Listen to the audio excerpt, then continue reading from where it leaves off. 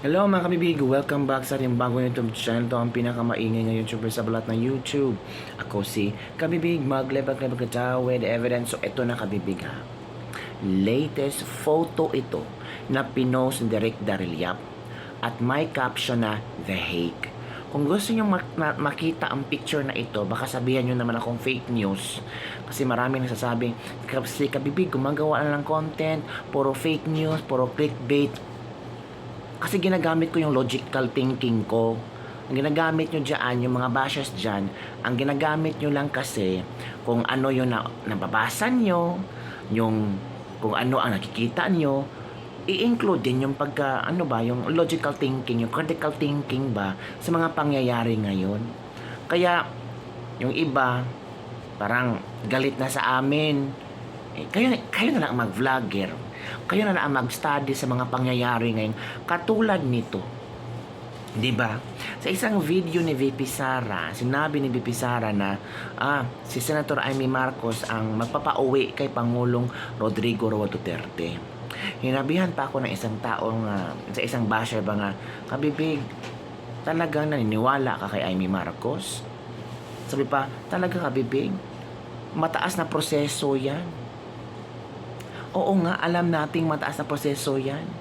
Pero, knowing mga kabibig, sa sinabi ng legal counsel ni VP Sara, ang dami nang na-explain ng legal counsel ni VP Sara na pwede si Pangulong Bongbong Marcos ang mag-request sa ICC. Diba?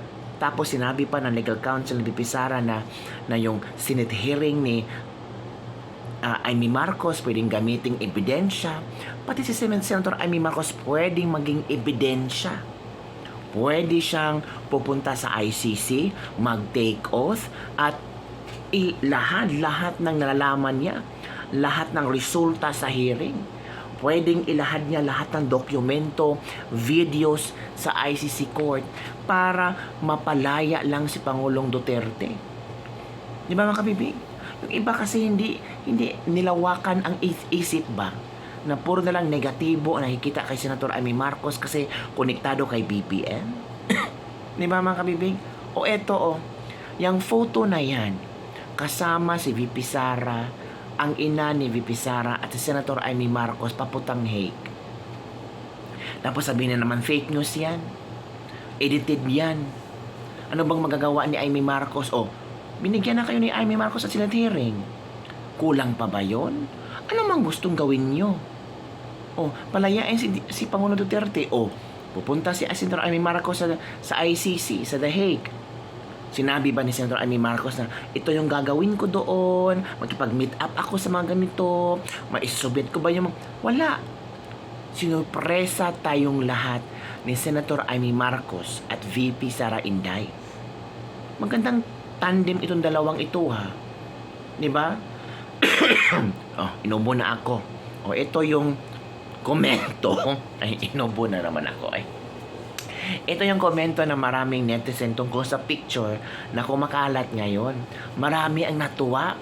Sabi, this is our our next solido na opisyales na pagka-vice presidente at presidente. Naku, pinopost naman nila ang Duterte Marcos tandem sa 2028, pero iba na.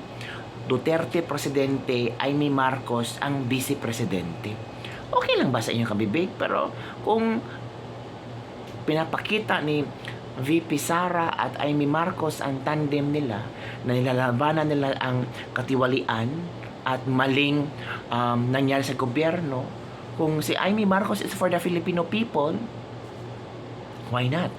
Ito pa, PRRD, yung mga sundo mo tayo andyan na. Tingnan nyo. OMG, I'm happy na nakapunta din si Senator Amy Marcos sa The Hague. Ang ganda ng mama ni VP kahit matanda na. Go, Senator Amy Marcos, isampal mo sa nasasabing balingbing ka. Ito kita mo Dayondor, welcome pa rin ang sisterette mo sa mga Duterte kahit binalahura ng administrasyon mo ang pamilya nila. Yaks, kakahiya yung nangyari na yan. Kung sakaling makauwi si PRRD at palaring makaupo si VP tapos nakuha kang patawarin, malamang hagulhol ka sa hiya sa pamilyang ito. naka-green palagi si Senator Amy Marcos, meaning ang puso at isip niya ay mga Duterte. Senator Amy, please don't betray our VP Sara and Duterte family because if you do that, you're betraying us also. Ibinigay namin ang boto sa iyo, Senator Amy, kasi naniniwala kaming iba ka sa kapatid mo. O, di ba? Ito pa. Sen Amy, buti naman you're with VP Sara hanggang sa The Hague. It's really nice to see you both supporting each other. Sana hanggang dulo po, Senator Amy Marcos. Yan mga kabibig. Yan ang ilang komento ng mga netizen habang nakikita nila ang video ni Senator Amy Marcos kasama si VP Sara at ang ina ni VP Sara. So it means itong tatlong babaeng ito ay pupunta sa The Hague para makita si Pangulong Duterte at makausap si Pangulong Duterte. O di ba? Maganda yan mga kabibig. O so yung mga hindi niwala kay Senator Amy Marcos, nakapunta na ba kayo sa The Hague? Hindi pa. Wag tumahimik na lang kayo ha.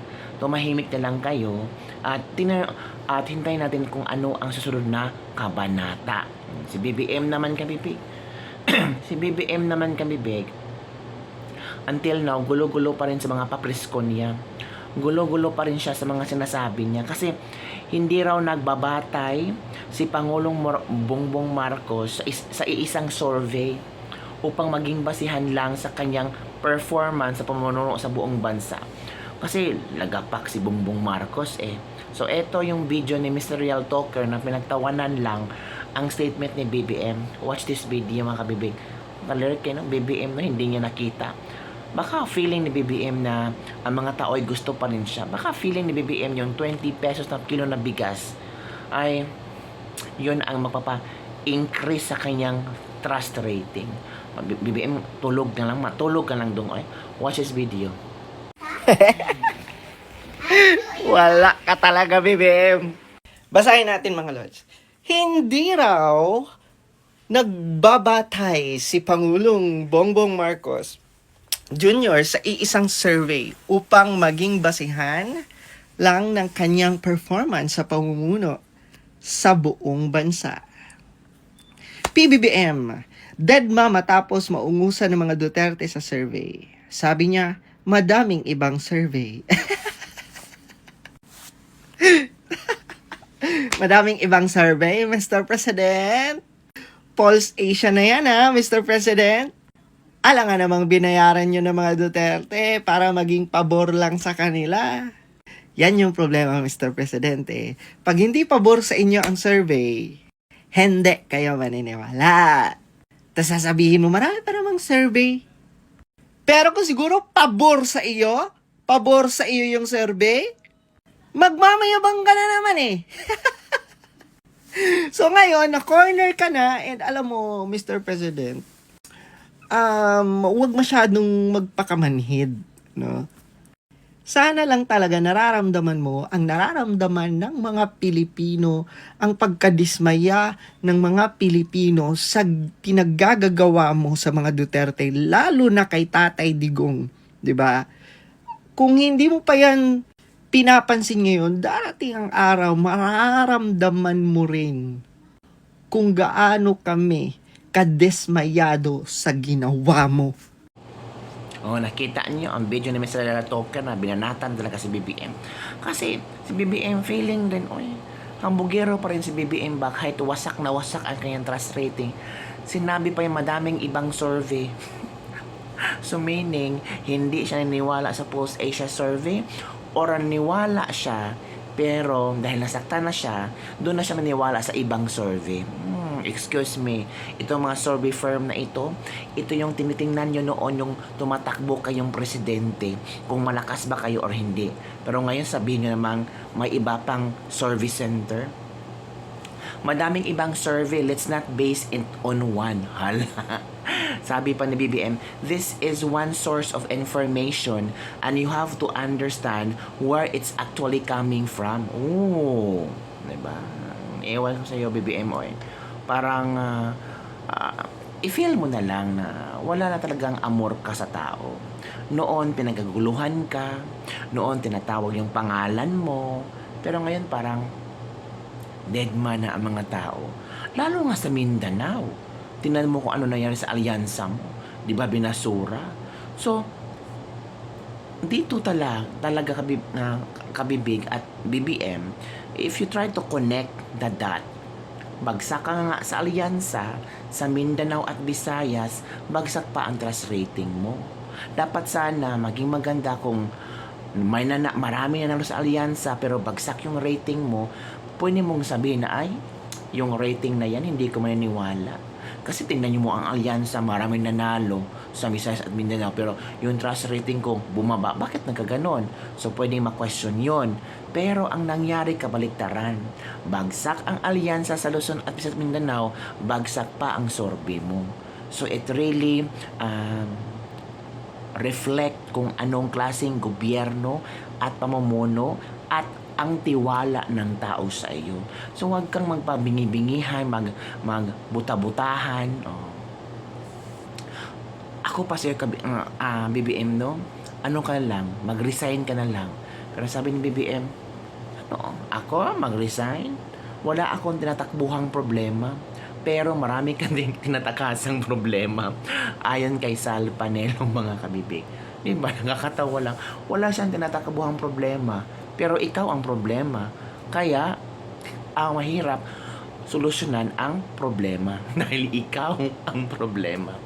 So, yun lang kami ang ating latest libag-libag for today. Don't forget to like, subscribe, and share this video para sa mga latest trending news na ating pag-usap-usapan. Lalo na ang update, mga kabibig, itong pagpunta. Kasi may picture na dyan eh.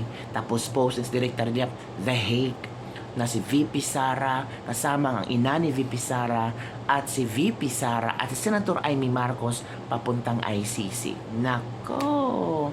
Yun lang po mga kabibig. Don't forget to like, subscribe, and share this video. Bye everyone! See you next time!